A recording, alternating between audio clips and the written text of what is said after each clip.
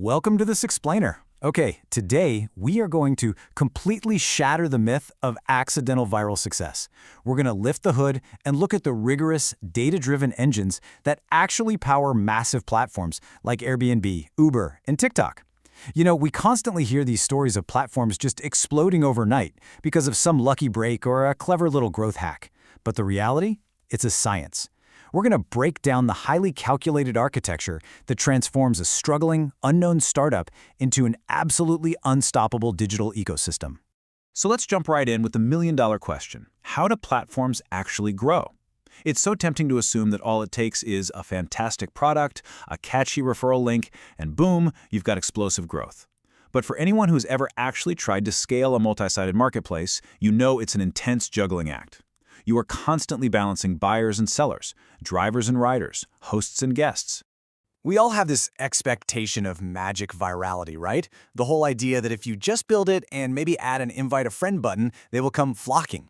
But the reality is pure algorithmic engineering. Behind the illusion of viral growth lies a highly calculated machine learning architecture. Viral loops aren't just left to chance anymore. They are highly optimized, extremely powerful machines. Let's move right into Section 1, the machine learning engine. To truly get how platforms scale, we have to look closely at the brain of the operation. Our first paradigm is supervised learning. This uses labeled historical data to precisely predict user behaviors and outcomes. Think of this as your crystal ball for maximizing predictive accuracy. By feeding the algorithm massive amounts of data on who bought, who didn't, who churned, and who stayed, the platform knows exactly who will act next and why. It is all about precision at scale. To put this into perspective, think about Meta. They use supervised learning for lookalike modeling to predict the exact likelihood of an app install. They don't just guess who might want your app.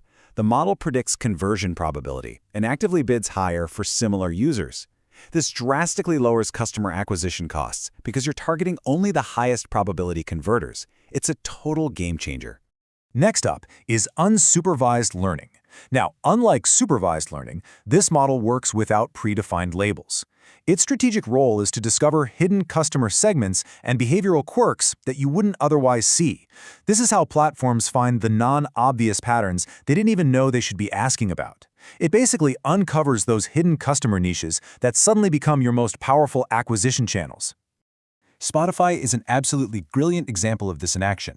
They use unsupervised learning to cluster anonymous website visitors into behavioral segments or tastes clusters based purely on listening patterns. And they do this before the user even creates a full account. They group these users to dynamically tailor the experience and build distinct, personalized growth loops from literally day one. Then we have the final and arguably most complex piece of the engine, reinforcement learning. This maximizes long-term sequential rewards through continuous trial and error interaction with the environment.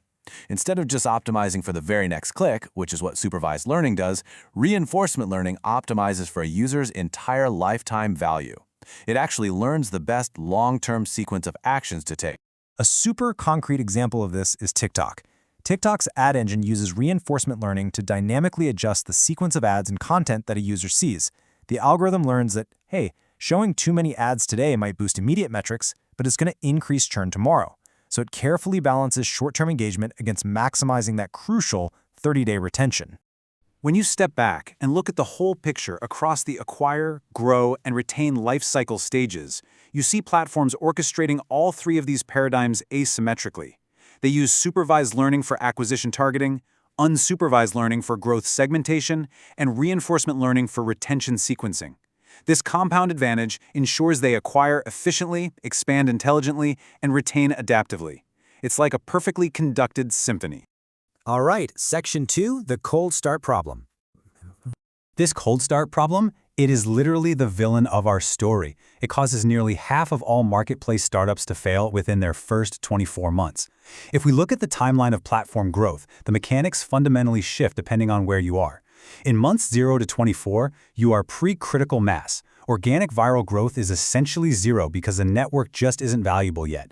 But once you cross that critical mass threshold, usually around years 2 to 5, network effects kick in and growth accelerates wildly.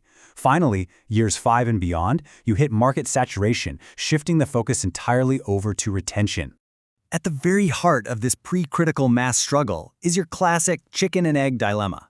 If you're building a marketplace, how do you attract guests without hosts or hosts without guests? I mean, put yourself in the shoes of a very early Airbnb host.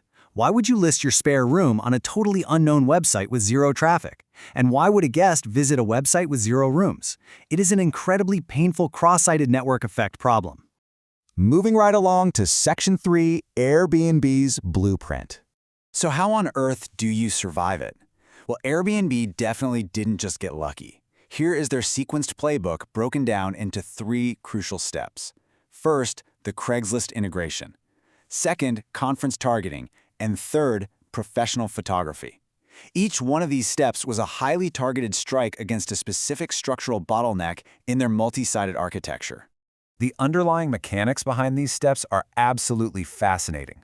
Hacking Craigslist, that was pure supply arbitrage, piggybacking on a competitor's existing network to bypass their own cold start. Targeting conferences where hotels were fully booked gave them a niche beachhead of desperate demand.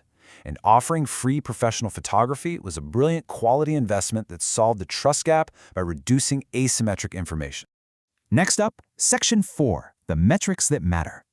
To make those make-or-break resource decisions, platforms are always looking at the ultimate battle of unit economics, lifetime value, or LTV, versus customer acquisition cost, CAC.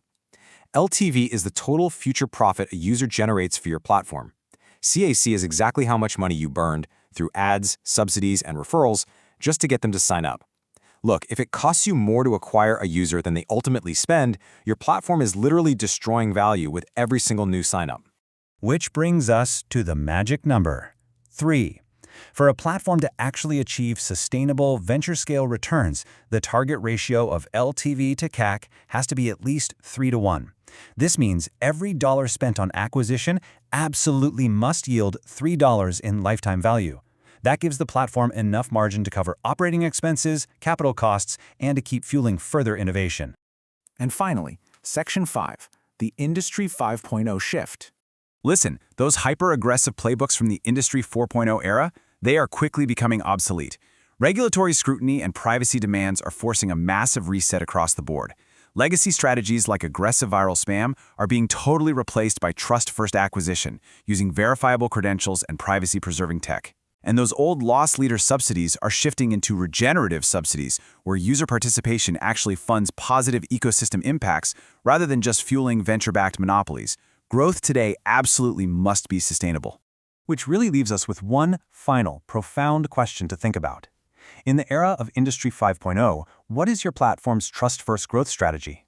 The future is not going to belong to the platforms that just grow the fastest at any cost. It's going to belong to the platforms that grow the smartest, with deep algorithmic intelligence and unshakable user trust. Think deeply about how you can rebuild your own growth engine for this new era.